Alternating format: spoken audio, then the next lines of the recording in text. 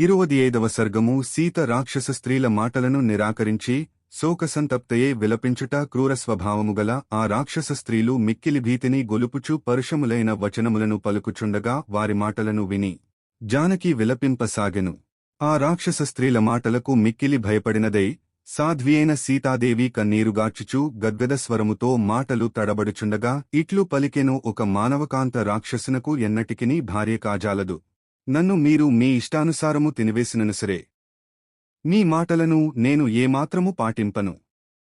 రావణునిచే భయపెట్టబడినదే దేవకన్య వంటి ఆ సీతాదేవి రాక్షస స్త్రీల మధ్య బిక్కుబిక్కుమనుచూ దుఃఖార్తయే శాంతికి నోచుకొనకుండెను. వనమునందు తన గుంపునకు దూరమై తోడేళ్లచే పీడింపబడిన లేడివలే సీతాదేవి తన శరీరమును దగ్గరకు ముడుచుకొనుచు గడగడ వణకసాగెను. శోకముచే మనస్సునకలత చెందిన ఆ సీతాదేవి బాగుగా పుష్పించిన ఆశోకవృక్షము యొక్క ఒక పెద్ద కొమ్మను ఆలంబనముగా చేసుకుని భర్తను తలచుకొనుచూ చింతింపసాగెను. సీతాదేవి తన భర్తను స్మరించుచు కన్నీరుము నీరుగా విలపించుచుండెను. సంతతధారగా ప్రవహించు అశ్రువులచే ఆమె వక్షస్థలము తడిసిపోవుచుండెను.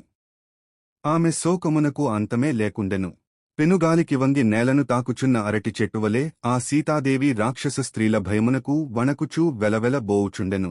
భయకంపితయై వణకుచున్న ఆ సీత యొక్క పొడవైన దట్టమైన జడ అటునిటు కదలుచు ప్రాకుచున్న ఆడుపామువలే గోచరించుచుండెను. సీతాదేవి తన భర్త ఎడబాటునకు మిక్కిలి పరితపించుచుండెను. పైగా రాక్షస స్త్రీల మాటలు శూలములై ఆమెను బాధించుచుండెను. అప్పుడామె నిట్టూర్పులు విడిచుచు కన్నీరుగార్చుచు ఎంతయూ విలపింపసాగెను.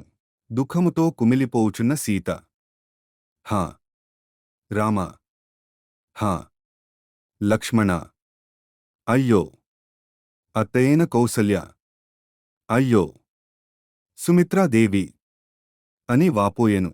స్త్రీ పురుషులలో ఎవ్వరికైనను తాము కోరుకున్నప్పుడే మరణము సంభవింపదు అను ప్రాజ్ఞుల మాట సత్యము.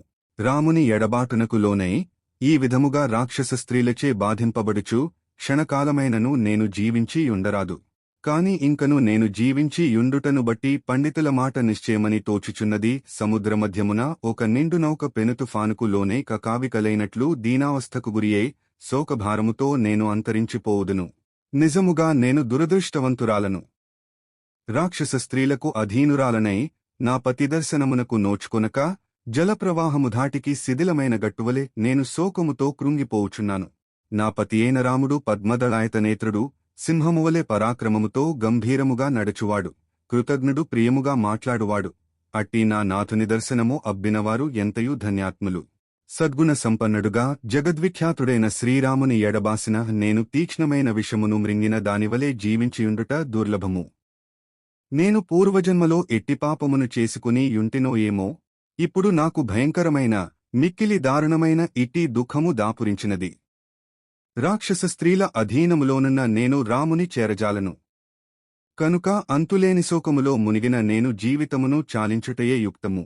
నా జీవితము నాపతియైన శ్రీరాముని అధీనములోనిది. కనుక నా ఇష్టానుసారము దీనిని త్యజించుటకు నాకు అధికారము లేదు. మనుష్యత్వము పుణ్యపాప విచక్షణ చేయినట్టి వివేకము గలది. అందువలన ఈ జీవితమును త్యజించుటకు నాకు అవకాశము లేదు. ఈ మానవజన్మను ఇచ్చినవాడు భగవంతుడు. కనుక ఇది భగవదధీనమైనది అనగా పరాధీనమైనది. పరుడు సర్వశ్రేష్ఠుడు, పరాధీనము భగవంతుని అధీనమైనది. కావున దీనిని త్యజించు అధికారము మానవులకు ఎవ్వరికిని లేదు. అందువలన ఎవ్వరునూ ఆత్మహత్యకు పాల్పడరాదు.